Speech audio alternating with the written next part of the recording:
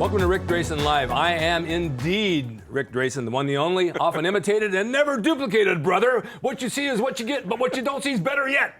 How do you like that? That was awesome.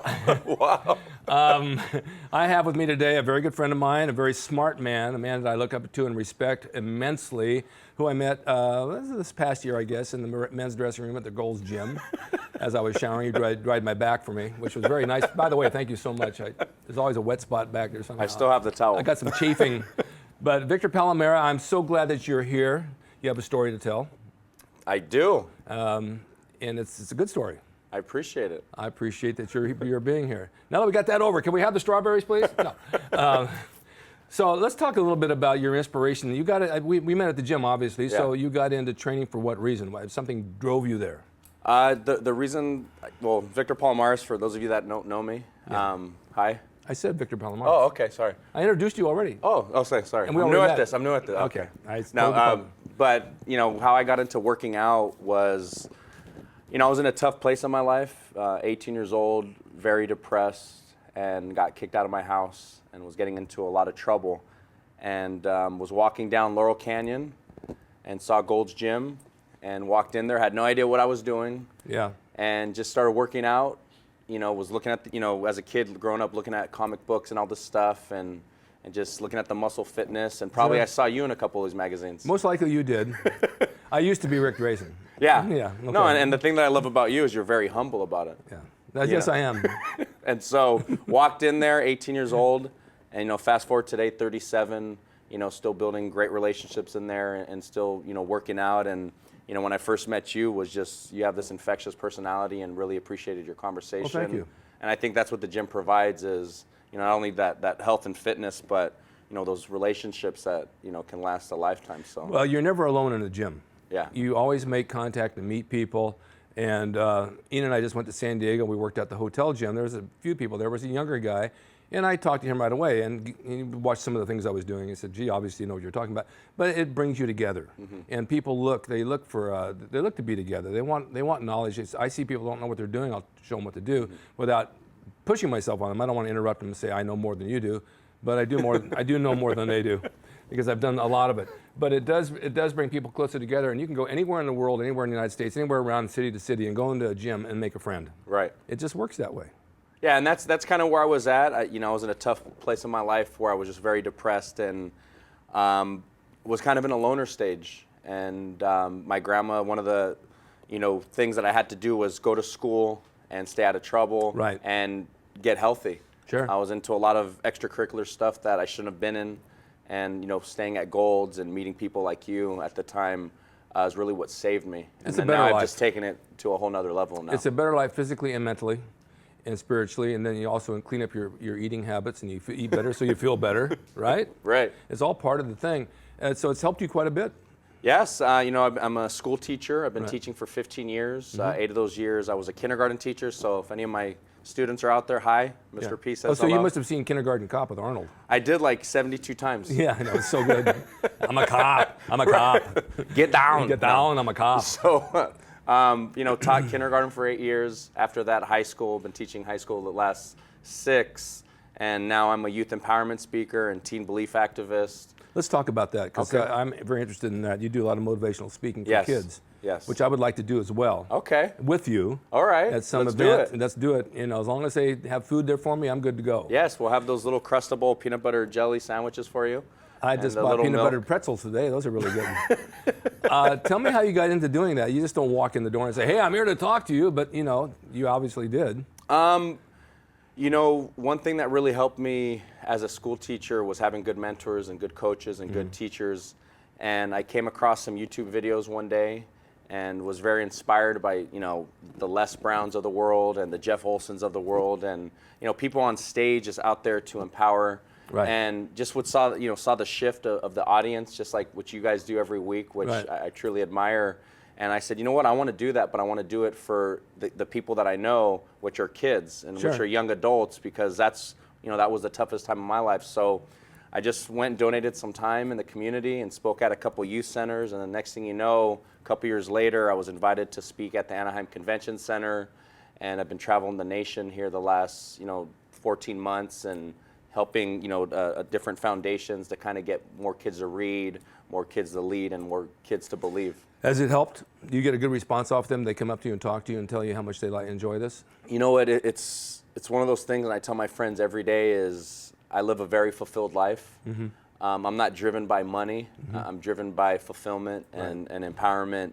And to have, a lot of these emails from these parents and a lot of the kids pull me to the side and say, hey, Palomares, I never would read books like this, but because of you, I'm reading Think and Grow Rich. I'm reading The Alchemist. Right. And to, I know for me, we're big dudes, and it's not like we're parading around the gym saying, hey, I'm reading books now, guys. It's like, oh, give me a break, Yeah, So, sure. I want to add that enthuse to reading and really, personal development, and I think it's needed. I did this with training kids for wrestling because I have the ring in my backyard, and I was training people to become pro wrestlers. And I got a lot of kids that called me that want to do it, 11, 12 years old, 10 years old. I even had an 8-year-old. And so I had about, at one time, 18 of them. Wow. And they would come over on Tuesdays and Saturdays. I'd get them in the ring and I'd train them how to do stuff. And wrestling to me wasn't about, I used to tell them, this is not about being tough and beating people up. This is about stage presence and about getting along with your partner, working together hand in hand, working loose, and making friends out of this whole thing. And gave them mic skills, learn to talk on a mic and how to project their image and this and that. And I saw a huge improvement in their personalities. And the parents would come and say, my kid's so much different at home. He's so nice now, and at school he's excelling and he's talking in front of the class. So it was a good thing. Plus they were learning skills in the ring, mind, body skills, how to put them together. So I think when you work with kids, it's really a good thing to do because they're like little flowers that you water and they just grow and become these big flowery plants that grow into something really magnificent. No, you have that gift, and that's one of the things that I really admire about you is you have that infectious love. Yeah. And, the number one fear in life is to public speak. Yeah. And I think it's fascinating because people do not want to get their voice out, and I think through health, through beauty, through working out. We all want to look good. We all want to feel good. Sure. We all want to be acknowledged. You can do it at the gym. You can do it in the classroom. That's right. And, for me to be on stage and just treat people, as if they're not alone, I needed that. I always wanted to be believed. I never had a father. My father passed away when I was in elementary school.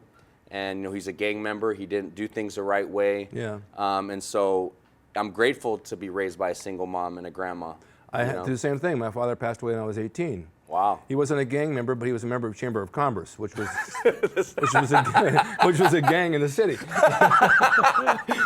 But I was also raised by my mom and my grandmother and my sister. They're a very powerful gang. They were very powerful. They ran the city. I want to say my dad ran the city.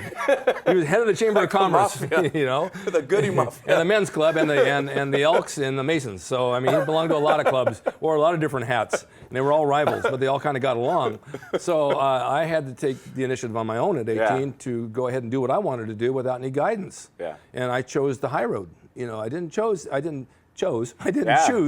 the other road with the drugs and the alcohol and this. I just wanted to feel good, so I trained and ate and did what I had to do. Brought my friends in, passed my knowledge on to them, and any other kids that were at the gym or the local YMCA. I had a group of kids working out there, so I mentored them as well. Wow. And I think it makes you a bigger person because you can share. And then you begin to reevaluate what you are and it reinstates in your mind that you're pretty good at what you're doing. So it's a good thing to do. And I think, I've been teaching, 15 years, and I just think today we teach these kids to pass the test. Yeah. And we're focused too much on grammar, not greatness. Right. And for me, I just tell my students every day, just get a little bit better. Focus on progress, not perfection. And, sure. and that's why on my car, my license plate says slide edge. Every day, just get a little bit better. Because there's too many people that put so much pressure on themselves. It's like bodybuilding. They go to the gym, they think they're going to lose 40 pounds in one day. Oh, yeah. And sometimes they'll go to the extreme to take things, to do certain things with their body. Yeah. And so for kids, I want them to know every day, just get a little bit better. There was a journey for you to have a show and have all these things. It just didn't happen overnight. Yeah. And I just think there needs to be more advocacy for that. I lost 100 pounds in over a period of a year. Wow. I got rid of my ex-wife. So I mean that was a lot. If you're lighter. Watching, that was a lot lighter. Man, then I lost 110 in 2009. If I add them all up, it'd be tons. It'd be tons of it. So what got you into the anti-bullying? I was a mama's boy in junior high. I still am. Oh, yeah, and I've got another mama sitting right there who mothers me, and she's very good at it. You know, I was bullied a lot. Yeah. You know, I was a skinny kid in high school and junior high, and you know, people would call me lollipops. You know, skinny body, big head. Yeah. So I'm just a big lollipop now. Yeah. And you know, going to school, you know, 160,000 kids a day get bullied. Yeah. You know, every 26 seconds a kid drops out of school, and it's because of the lack of self-esteem. Sure. And so to me, you know, the whole anti-bullying it's just empowering these kids and letting them know that they're not alone, that they have a voice, Right. they have value.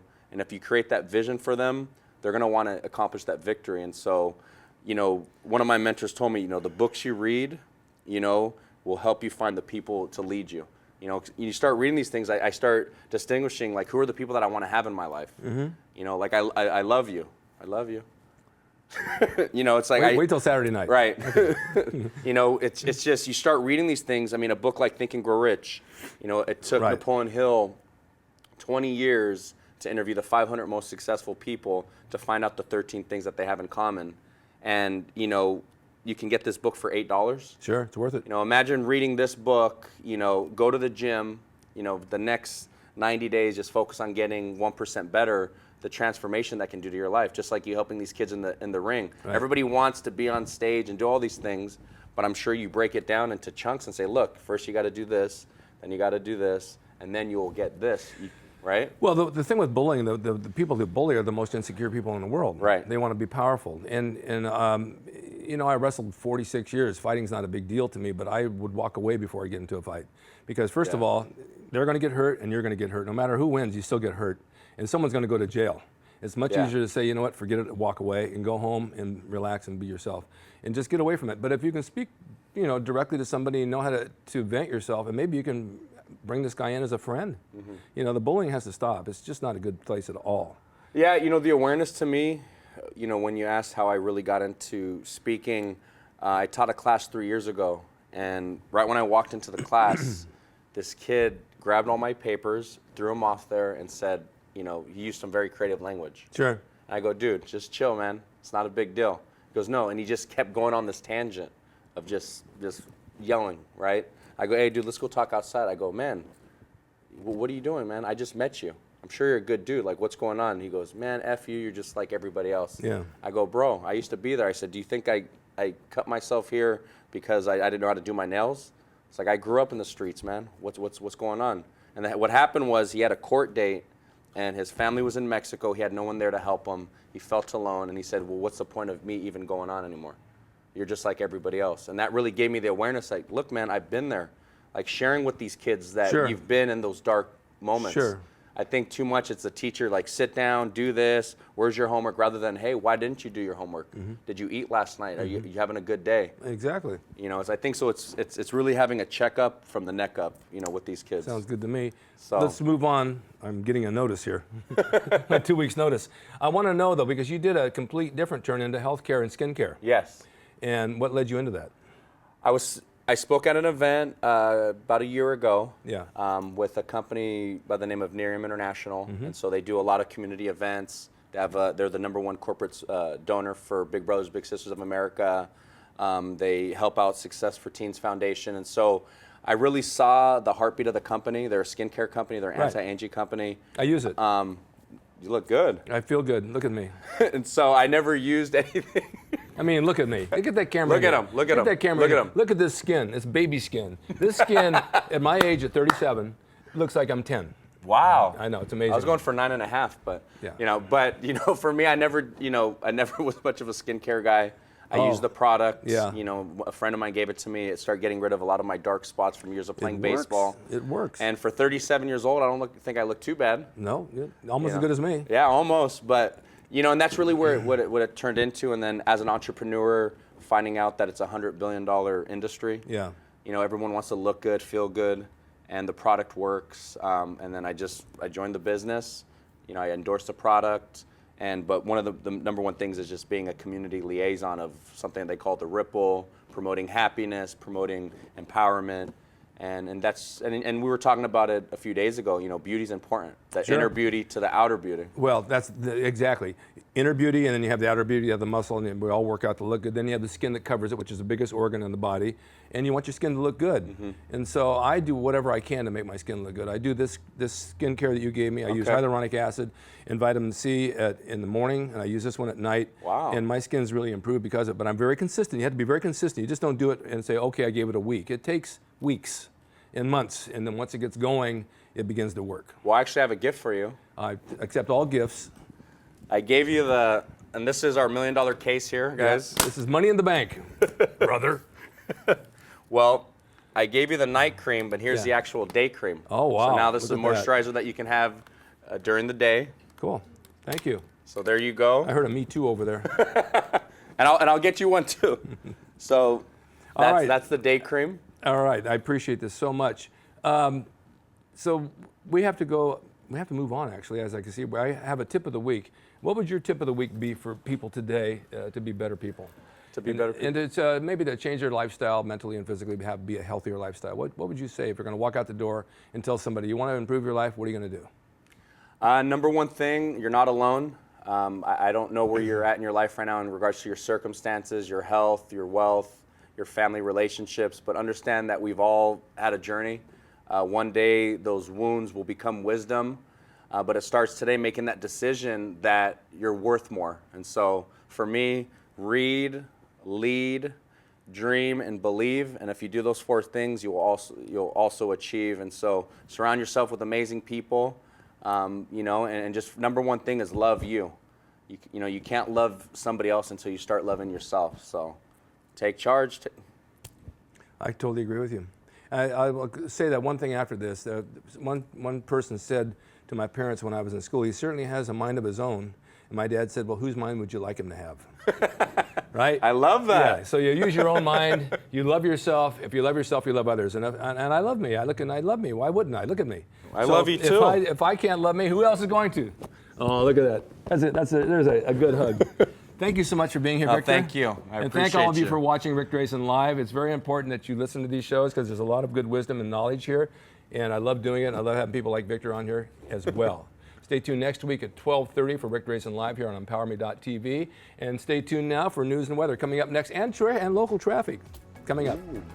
Hi, I'm Ric Drasin. For tips on health and nutrition and fitness and bodybuilding and wrestling and all the stuff you want to know, subscribe to me on emPOWERme.tv. I'm on every Friday at 12:30 p.m. I'm looking forward to meeting you. And stay healthy.